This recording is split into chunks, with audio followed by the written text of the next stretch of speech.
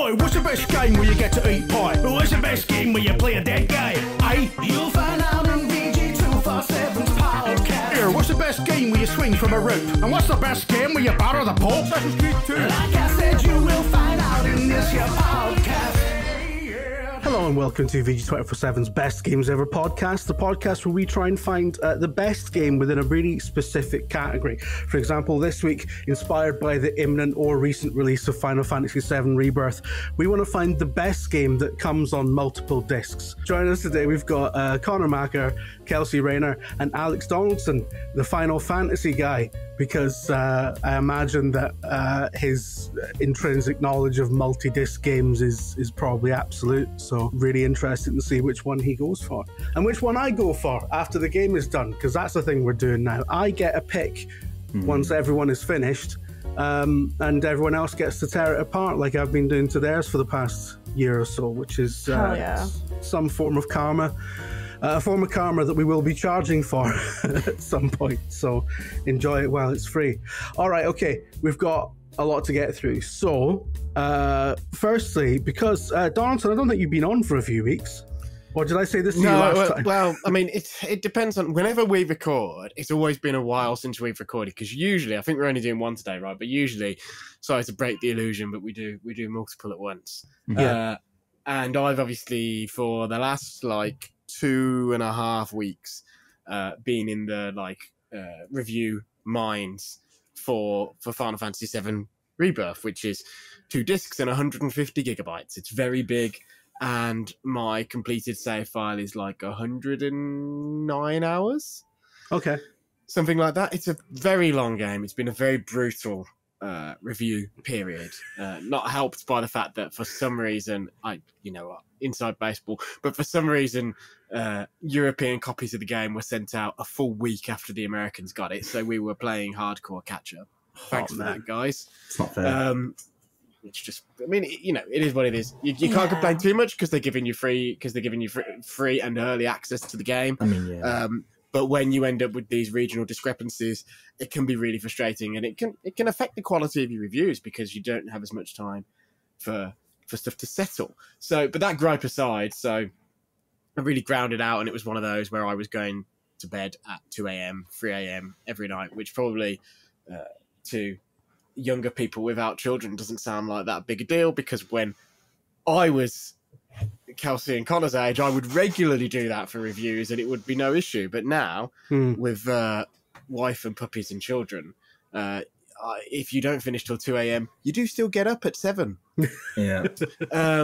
Because the rest of your life just batters the crap out of you. So it's been a busy couple of weeks. So yeah, I haven't had time for podcasting, and it's kind of nice to put a timestamp on this, the review's going up this afternoon as we record this. So this is the first thing I'm doing where that is behind me. And I really enjoyed the game, but it's one of those reviews where I am quite glad to see the back of it. Yeah. That should be the pull quote. quite glad to see the back of the review, not the game, to be fair. Quite glad to see the back of it, 4 stars. So, just to clarify, you're not going to pick Final Fantasy VII Rebirth for this? No, I've got an interesting pick, because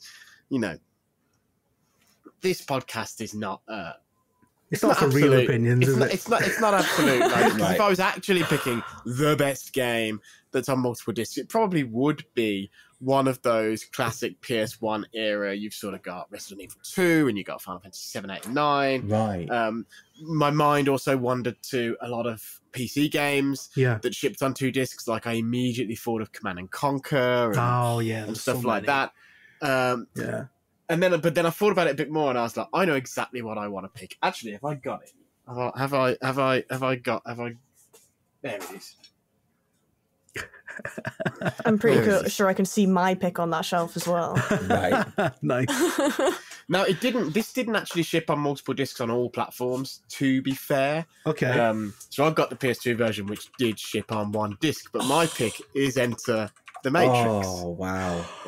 No way. Which ships on multiple discs on PC for sure, and I think also GameCube. Yeah. But I mean, basically, the reason this game ships on 2 discs, and this is the reason that I picked it. The reason it ships on actually, I think on PC it may have been 3 discs. But the reason it came to mind is it includes loads and loads and loads of film. So if you don't know, I don't know if for people who don't know about this game, it's a really bizarre one because basically when they were making the Matrix Reloaded and Revolutions, the second and third Matrix films, which they made back to back, they had a third photography unit that worked on the movie that basically was filming. Hopefully you can't hear dogs barking. It's a busy day here. Yeah, we can a little bit, but you could just claim that that's because you're in Birmingham, right? Yeah, Right, yeah, yeah, exactly. sure. Car crashes and dogs barking. Yeah. But yeah, so they had a third photography unit working on the films, and basically the Wachowskis had written a bunch of extra material that was sort of extracurricular that took place at the same time around the Reloaded story, and. So basically, it's really weird. So, like at the start of the Matrix Reloaded, that movie opens with the captains of the various ships having a meeting in the Matrix, and Morpheus and Neo and Trinity, them and their ship, is the last to turn up to the meeting, and everyone's like, "You're late. We've been going for ages." And that's the perspective in the movie. In the game, you're there at the start of the meeting, and so you have like this 5-minute scene with real actors on the real sets that, you know, leads up to the moment they walk in, and then they walk in. It's fascinating because in many ways it's like the biggest budget FMV game ever made because obviously they were able to use all of the sets and all that sort of stuff, even some of the effects, and obviously the stars as well. So it's like Jada Pinkett Smith cast as Niobe, one of the captains, and Morpheus's ex-partner and all that sort of stuff. And she plays a big role in Reloaded, and well, a medium-sized role in Reloaded and an even bigger-sized role in Revolutions. But she's one of the 2 dual protagonists of this game, and so every time it goes to a real life cutscene, it is Jada Pinkett Smith and and the version, like I say, I just picked up the PS2 version off the shelf because it was the first one I saw. But the one that I had as a kid that definitely shipped on 2 discs was the GameCube version. Not sure about the other versions, but GameCube obviously had those small GD ROMs. It's fine. Yeah, so it is a multi-disc game, but it counts, wasn't on everything.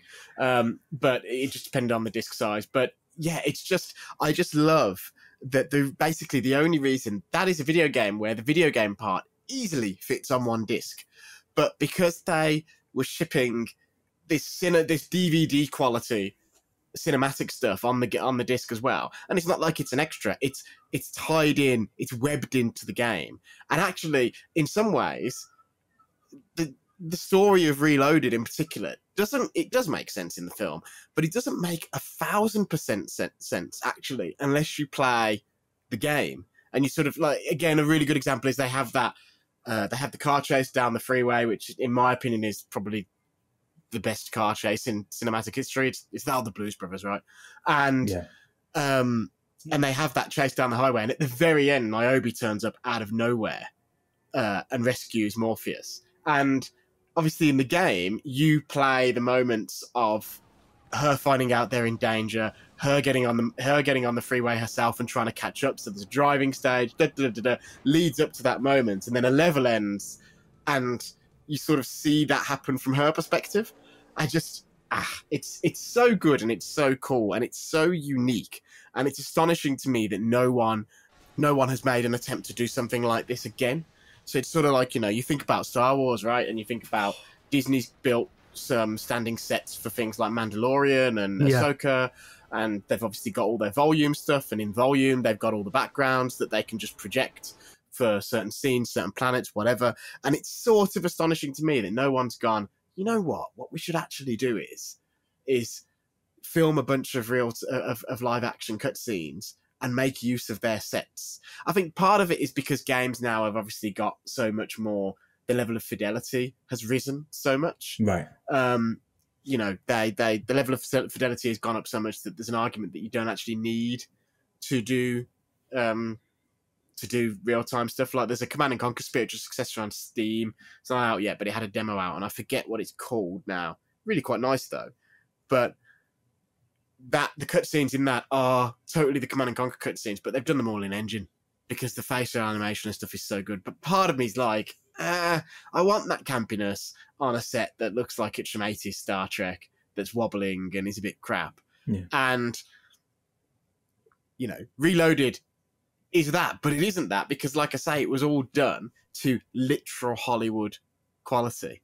And it's sort of mad for me. It's mad to me, actually, that in all the reissues of the Matrix series and stuff like that, they've never just put out the cutscenes from this game on a disc. Yeah, so playing that game is the only way you can watch this stuff, right? Yeah. And it's one of those. And actually, so when Matrix Resurrections came out a couple of years ago, I went on a big Matrix kick. I was a big fan of those films. Yeah, like same. it's blasphemous to say, but when you're talking cinematic trilogies of that time, I was always far more interested in the Matrix than Lord of the Rings, which is not, you know, and that isn't to say I think the first Matrix film is a better film than any of the Lord of the Rings films, if I'm being honest. But obviously, I know the sequels are deeply flawed. But I went on a huge Matrix kick. Not a single cool flip in Lord of the Rings. Exactly. Well, you got, and when they do cool stuff, it's sort of camp. It's a bit rubbish, fucking like when Legolas does his the big elephant thing.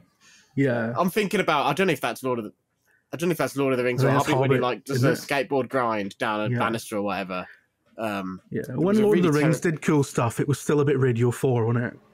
Yeah. But basically, you know, I went on a huge Matrix kick, and so I watched all 3 films back, like literally, I think 3 times. As I'm going to absorb all the details before I watch the new one, which I liked. I liked Resurrections too, so it's fucking I know a lot of great. people didn't. And Greatest epilogue of all time.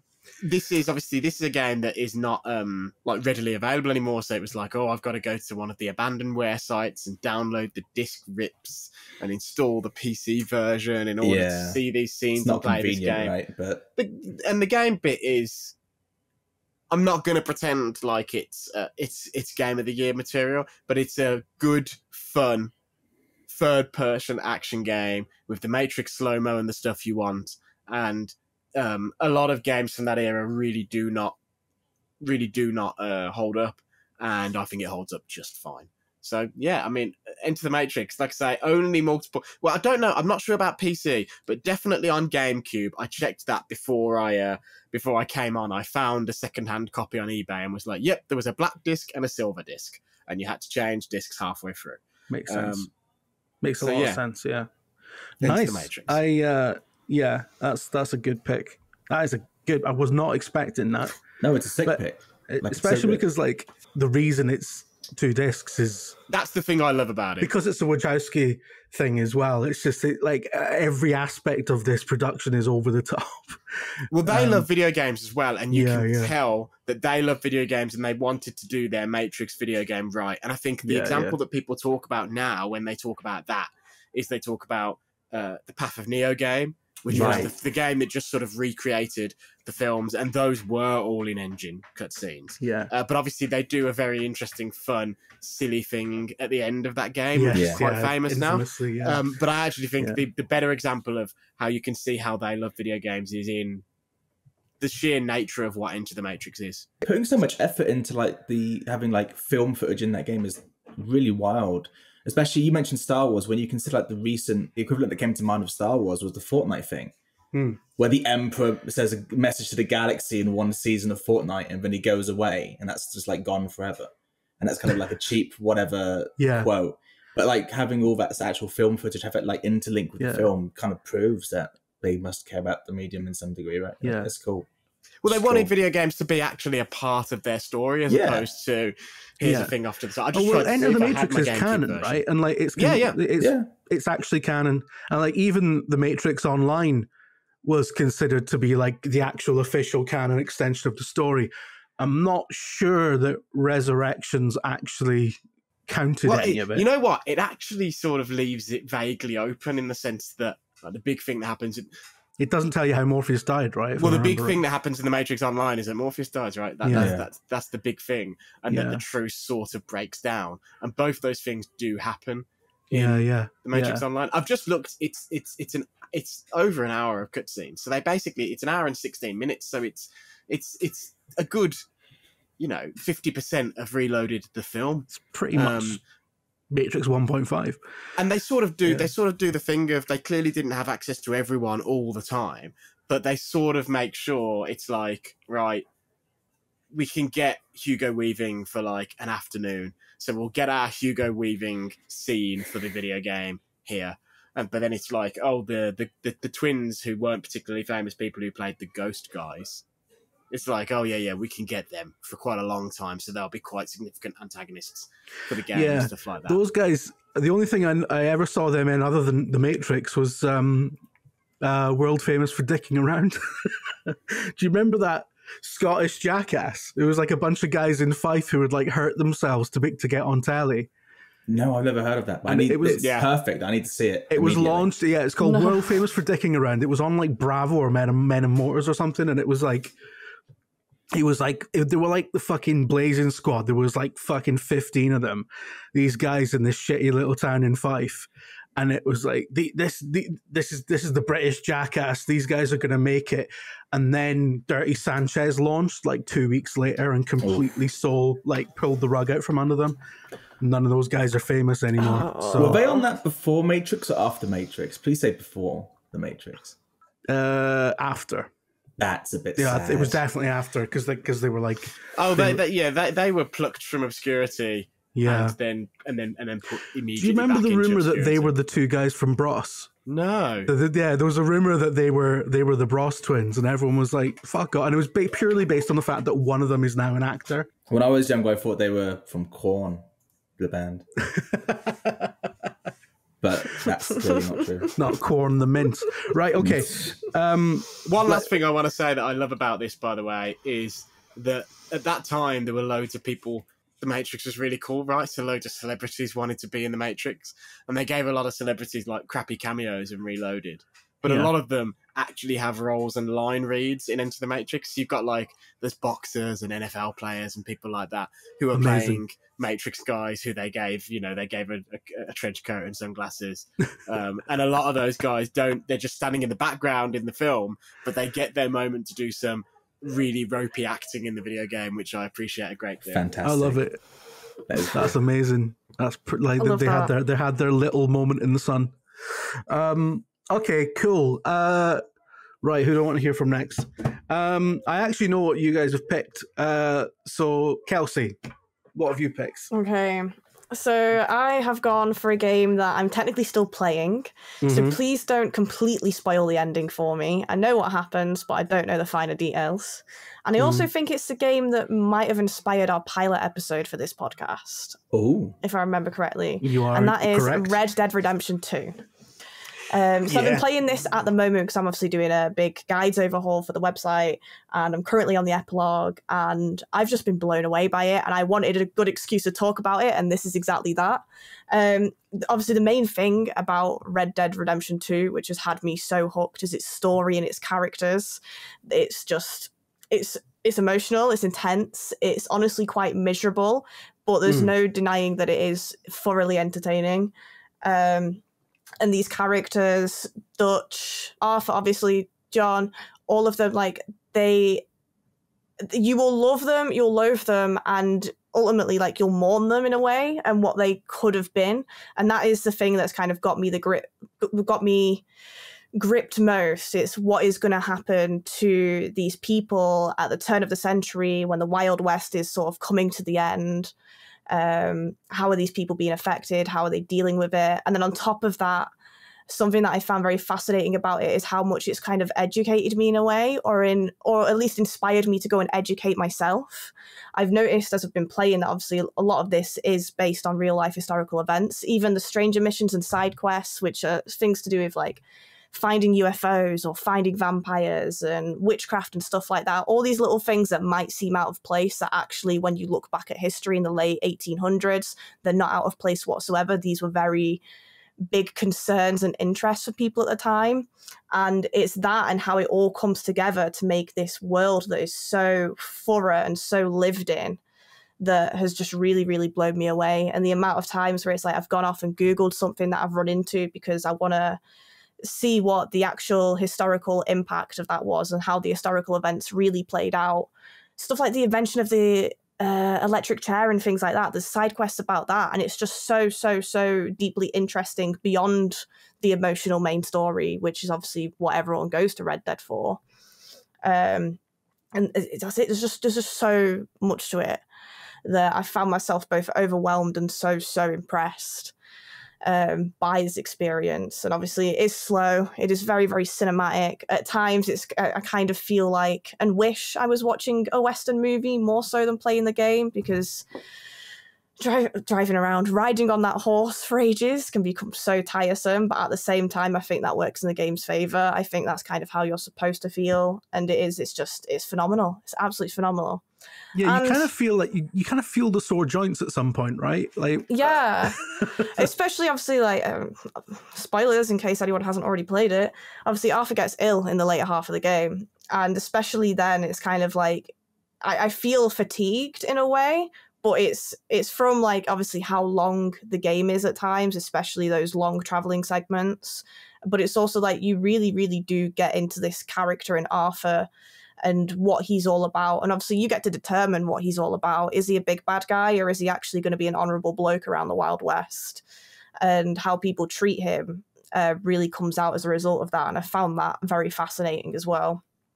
But all in all, I think it's an incredibly special game. I think not only is it entertaining in and of itself, but I think the fact that it is to an extent educational and encourages people to go and educate themselves on these real historical events is fantastic. It's something that you come across often, but not super often, and not in this way. And like, this is a period of history that I was never really taught about at school, so it has been really satisfying to go and like dig into. But yeah, it's just brilliant. It's a brilliant game. I love it. It's one, and it was I on think 2 discs. It's it did come on 2 discs, and it was. I remember people complaining about that as well. They were like, "It's 2017 or whatever it was. It's 2017, and we're still having to do that." Well, yeah, because there's quite a few PS4 games that were like that, right? Yeah. It's an enormous game, enormous undertaking. There's people are still discovering things in it now, I think. Like there's still Reddits where people are trying to find all the secrets and all that, you know. It took every part of me to not go ahead and pick Silent Hill 2 for this, but after looking at Silent Hill 2, I realized one was the game disc and one was the behind the scenes disc. So I was like, I don't think that counts. No, it counts. Like cool extra bonus pick, that counts for sure, 100%. Like cool extra bonus content. I miss stuff like that. Like even just having the leaflets in the game box, even just having leaflets and stuff. I want those back. My pick's back in play. Yes. This might be total waffle, but I remember one of my favorite games when I was younger. This isn't what I picked. Was Gears of War 3. The like a collector's edition box had like a disc that I think had like art on it. I think that stuff is just rad. I thought it was rad then, and it's rad now. I know, not to disparage. I am going to slightly disparage them, but I don't mean to. Not to disparage people who worked on Gears of War, who are incredibly talented people, but I just imagine Cliffy B sitting there with crayons, you know. But yeah, so yeah, like Red Dead Redemption 2. I love Rockstar games, and for my money, it's their best. It's their like everything that studio, everything they ever did as a firm, just built to Red Dead Redemption 2, and I'm not sure they'll ever hit that high again. It's so thorough, and it's just that's absolutely blown me away. When I first ran into that vampire little Easter egg, I was a bit like, a vampire in Red Dead? This feels so randomly out of place, out of nowhere. Yeah. But then you go back and look at the history and look at like the main pieces of vampire media were, I think there was Carmilla in the 1870s and there's Dracula in the 1890s, which is when Red Dead 2 is set. And it's like, actually, this makes perfect sense. Of course, people are going to be like vampire like fanaticals and whatever. Same with UFOs and things like that. It's actually so intrinsically like supposed to be there. It's a very creepy game, isn't it? I mean, you love horror, and like it's like Red Dead 2 is not a horror game, but there's so much stuff in there that's genuinely unsettling in that old-timey kind of freak show way. Yeah, I've had this conversation with James. I think it was kind of like chapter 3 onwards when you go into Saint Denis and some of the events after that. With Braithwaite Manor and things like it feels genuinely spooky and creepy at times, and especially if you go off the beaten track and obviously explore those stranger missions and these little Easter eggs, things get even creepier. And it surprised me because I've seen plenty of like Red Dead Redemption 2 footage over the years, but I didn't expect it to do that because I'd never actually seen anything quite like it. And then I went and explored and was like, whoa, there's definitely something for everyone here if you can make your way past that very, very slow prologue. It's so good. Are you the sort of Red Dead player, this is interesting to me, who plays like an honourable person, like you mentioned earlier? Or are you one of the people who tie up people and leave them on train tracks? I'm sort of in the middle. It's kind of like I'll do whatever I kind of feel like doing at that time, but I am trying to be as honourable as possible because I know how that influences the ending, and I guess I want the more positive ending.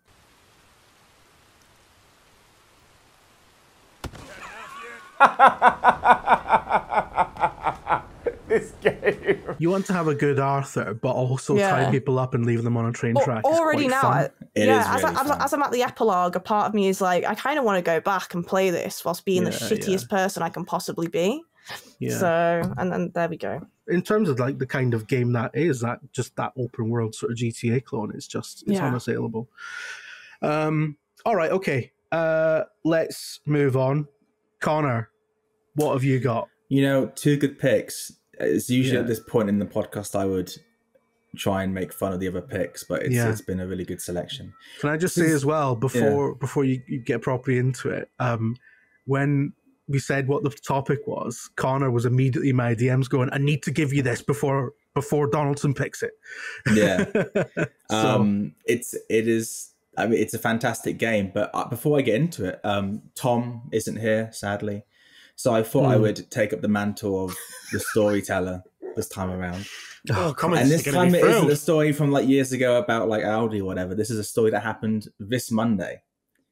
Lots of discs is great. I like lots of discs. It's a bit inconvenient, but I think it's quite a nice little, I don't know. I like the more discs, the better. It's like a weird thing of my brain, I guess. But we have to be conscious of the environmental impact of it. Yeah. And the fact that it does create a lot of trash. As some of you may have guessed at home, I have a lot of trash just on the floor in my room. Just like reaching down on my desk. What? Here's a bottle of hooch. My God. So I have a lot of trash on my desk. And this Monday at like midnight, I had a bit of a panic because I'd done my big room clear and I couldn't find my wallet anywhere. My wallet contains my debit card, my work card, my ID, all of my sort of gift cards and loyalty cards, right? So it's a big deal. And I had the full room clear, everything. And I realized it's not in any of my pockets, it's not in any of my clothes, it's not on the ground, it's not on my desk where a wallet would be. There's only one place it could be, which is in the trash outside my house. So at 1 a.m. this Monday, I shirtless went outside the house and started digging through my trash. Why shirtless? Just because it was 1 a.m. and I was shirtless in my. Hang on, is it not freezing though? 1 a.m. It was freezing cold. It was. This man does not care. So I pulled out two, like, we have a shop near us. It's like a UK brand called One Stop. I pulled out two One Stop plastic bags filled with trash. And I started rummaging through it in the garden. Yeah. I did find my wallet. It was there. Looks out the window though and sees a shirtless man rummaging through the bins. That is the conclusion of the story. You totally predicted it. My neighbor, who's a nice guy, Peter, he's like a programmer, he's like 50 something, turned on the light in his back garden, obviously hearing me rummage through the garbage at 1 a.m. And he saw me go through the garbage. And I had to, and initially, because the security light was reflecting off your back, he was like, whoa. Yeah, I looked like some sort of, like, he must have thought it was like a cat or something, but like, it was me. Fat cat. Yeah, fat cat. Speak to him.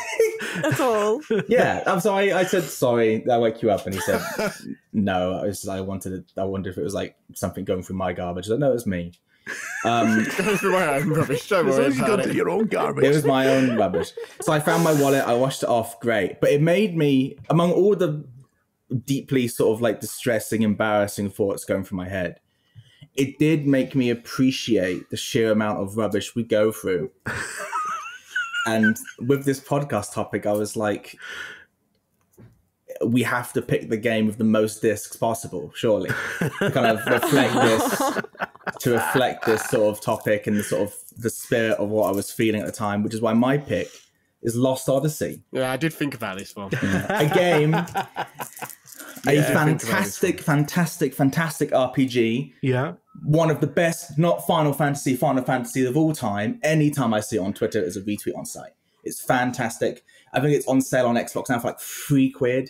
Brilliant. It runs really well on series. Runs really well. I think the original I might game, get it if it's like £3. Yeah, on the original Xbox when I played it, I think I remember there being like long loading times and stuff because the game is just packed full of so much good stuff. Yeah. You know, the Xbox 360, the technology at the time couldn't handle it. It was too good.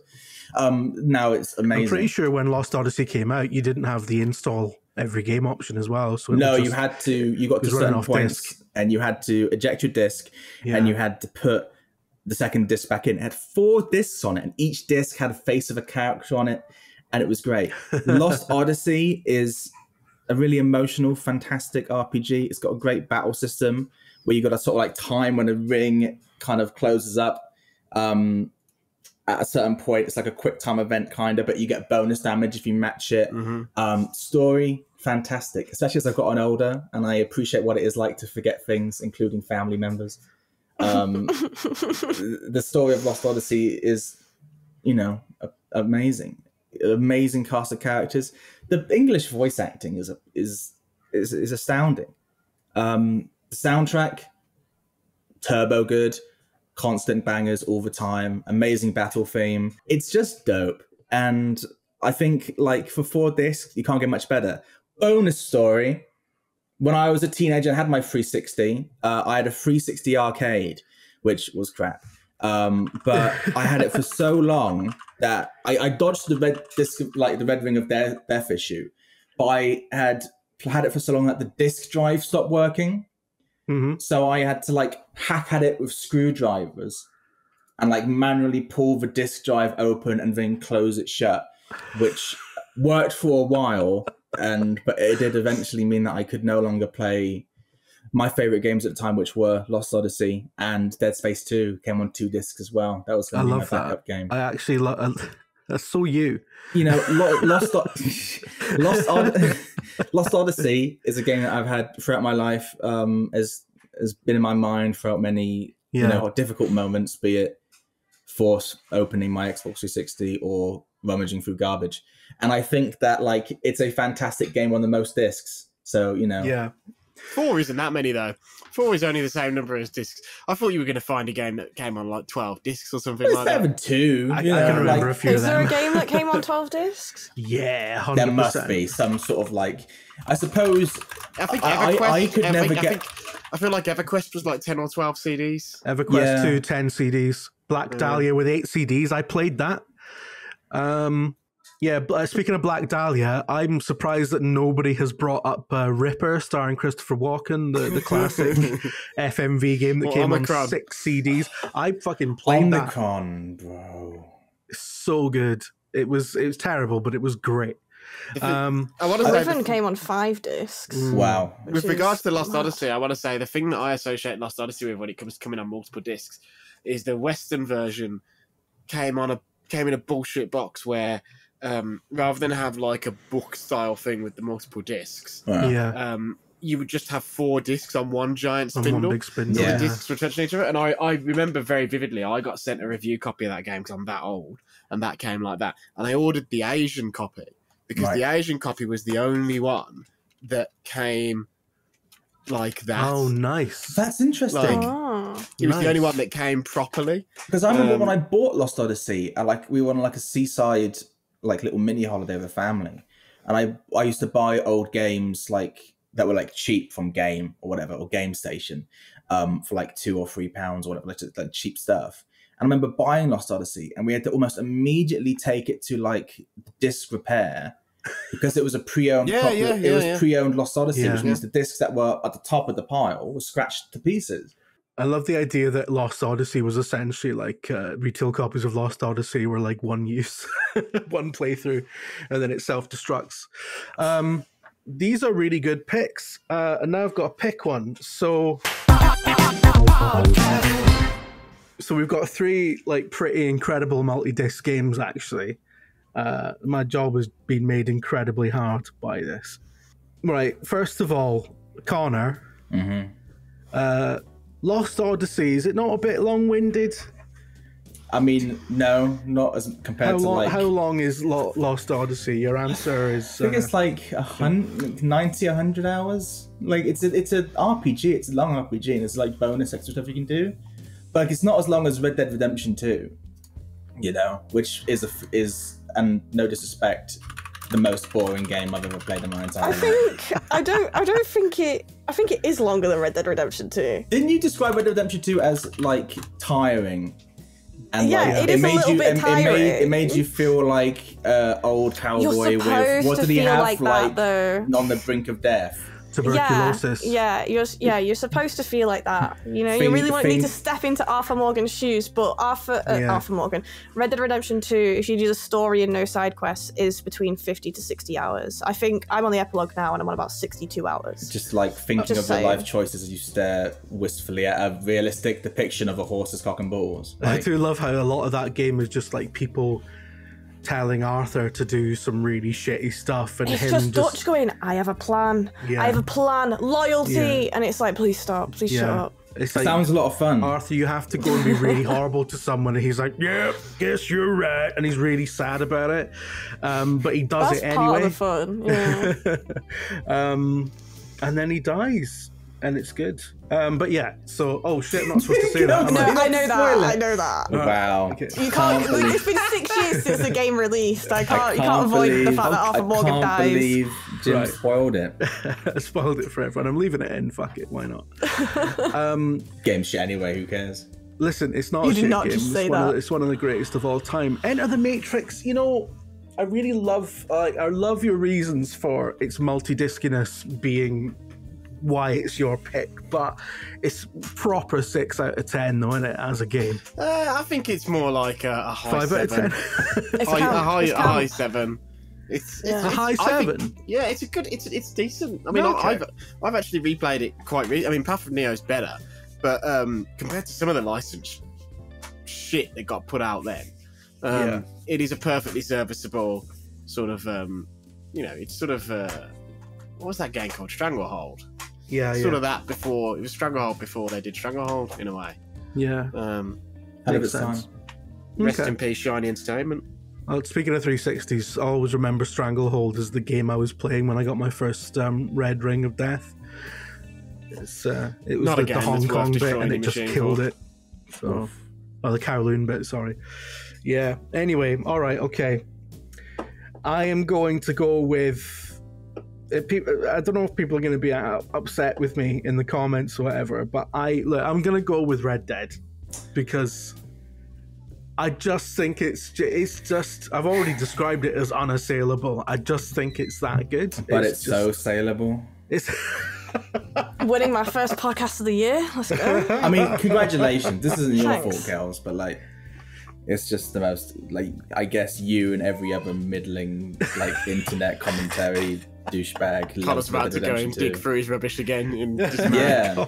I don't have to. There's enough trash on my screen right now. On the last episode, I went off on one about how, like, when Connor wins, he's, like, really fucking smug about it. I haven't gone off on one in ages. I haven't actually been... last time. No, I said I haven't gone off on one in ages. I've not been mad in ages. I've calmed down. You've won loads of times and you're happy. I've lost stuff and been like, that's fair, that's fine. This is absurd. It's always me. It's always when you come against me, like, every right. Time. I need some tantrum now. This can't happen. You know, like that thing, every time Connor loses, he turns into fucking Sephiroth, right? That's very nice of you, I suppose. Like, oh my God.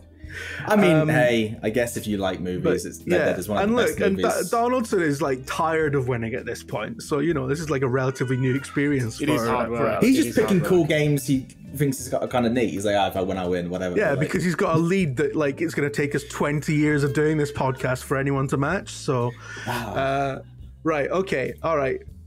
Red Dead Redemption 2 is the best game that shipped on multiple discs. I'm going to now pick my do my pick, and I'm still in two minds. I've got two in my head, but we'll go through it after this horrific theme tune.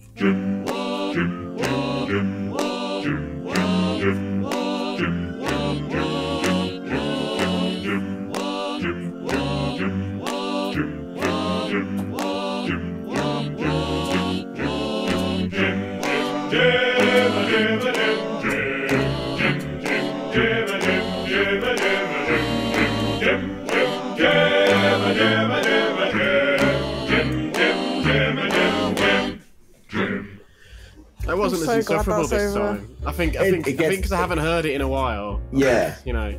Yeah, sort of just bobbed along to that one. Fondness does make the heart grow. What's the saying? Fondness makes the heart grow fonder. It does. I mean, I suppose it does. Jim, what are your picks, man? You totally George Bush that then. My brain's you can't fool me again.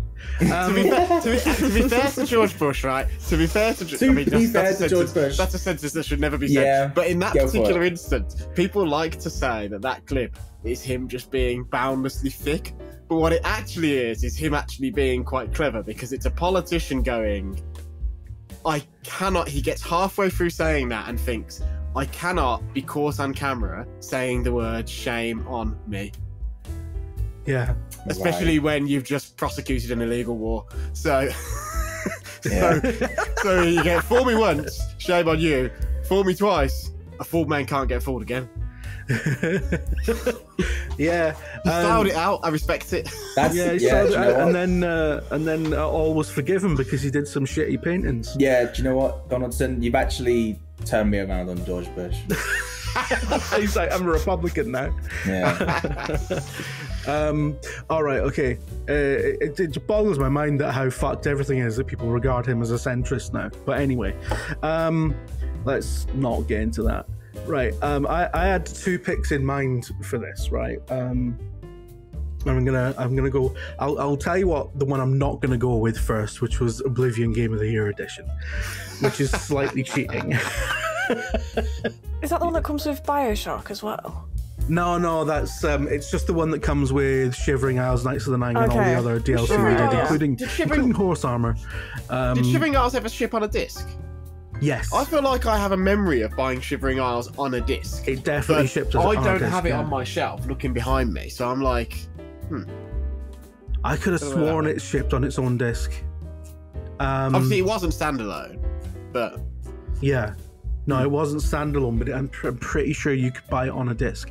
But yeah, the Oblivion Game of the Year edition had the one disc was just the usual Oblivion disc, and the second disc was all the DLC that you could install from. You didn't have to download it. And it was Oblivion's one of the best games of all time. I don't need to explain that. But I haven't gone with that one because I've gone with one that nobody will agree is the best game of all time, but it's a special place in my heart. Frontier Elite 2 on the Amiga. What? Technically shipped on 2 discs, right? I feel young. I feel very young. Because you had the game on one floppy disk.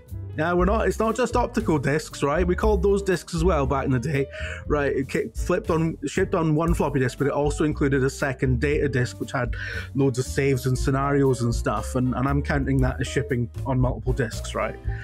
And it was also a big box game release that included a really thick manual, a map of the galaxy, a gazetteer, which was like a load of short stories set in the universe, one of which is sequelized in Elite Dangerous, because there's like there's a story about a cyborg bartender who's built into a bar in a space station and eventually buys the entire space station and fits it with hyperdrives and goes exploring the universe as a giant guy.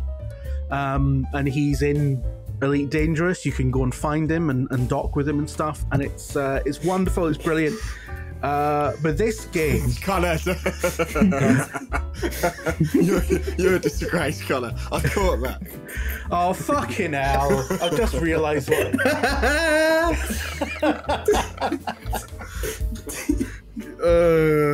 If you say so, yeah. Sounds like a gym game. Favorite. I mean, it's a space game. Like, I mean, there we go. Like, of course, it's a space game. It's an open world. It's one of the first sort of proper big deal. But like, obviously, the original open world game is Elite, that came out like 10 years earlier. Connor, for fuck's sake! Sorry, I can't listen to you. I can't believe I'm thinking it. You ruined this is a this game now. that is very near and dear to Jim's heart, Connor. I played this as a child, and here you are going on about fucking docking. I didn't say shit. Me? You? Talking about docking with people on this kids-friendly podcast. We have sponsors and stuff. Just imagining sticking Blue Danube on when you do it.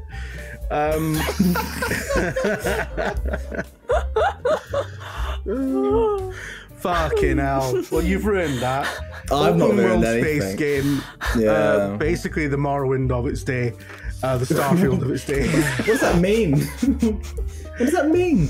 A big, endless, fucking space open game. Basically, that whole live another life in another world thing. Frontier had that nailed for 1992, 93.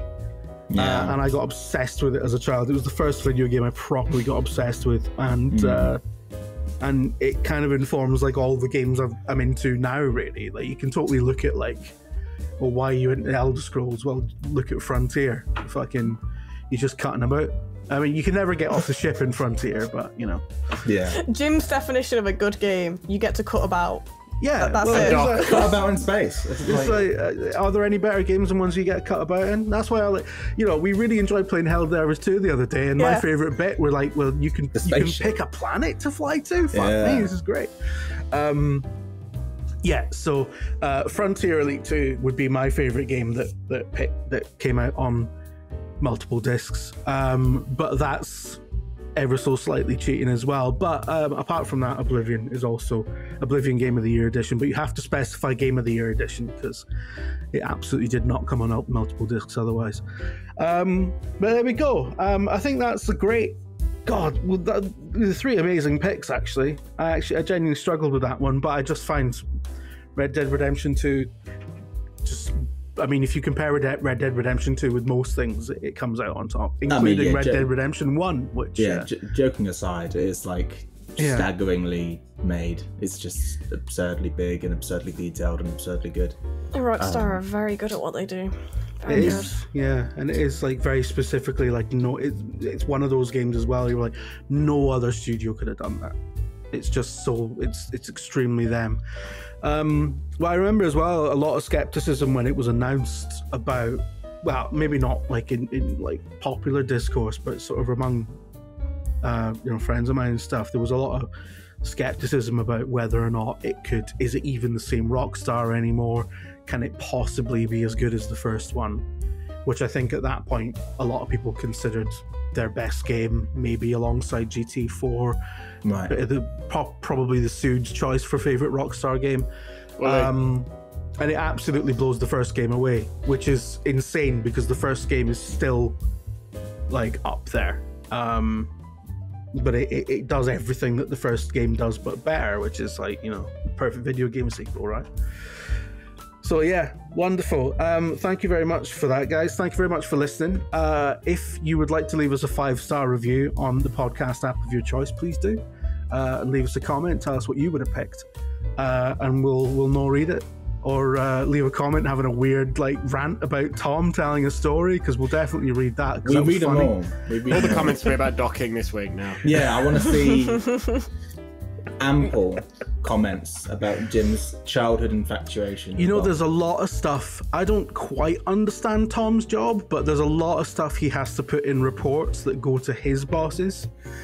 Every time we tweet, every time we say something publicly on a video or whatever, there's a lot of stuff that gets sort of like, and what did Jim mean by that when he said that? So this is going to be a fun one for Tom to explain at some point later in his life, which is great. I can't wait for the end of year like company-wide like video call like recap where we have to put that clip is going in. And every single writer at Gamer Network and everyone else in the wider company will have to see you say that. Well, I didn't say it. What I said was quite innocent, Connor. No, it wasn't at all. It was your fucking reaction to it. I didn't say anything. I had a giggle about They won't know something. what docking is. Yeah, it's true. They have no idea. That's true. Can you imagine Bertie even having that in his head anywhere, you know? I can't. He's such an innocent soul. Anyway, all right, we better shoot off. But thanks for that, everyone. Bye. Bye. Everyone wave. Bye. Everyone wave at the people. Bye.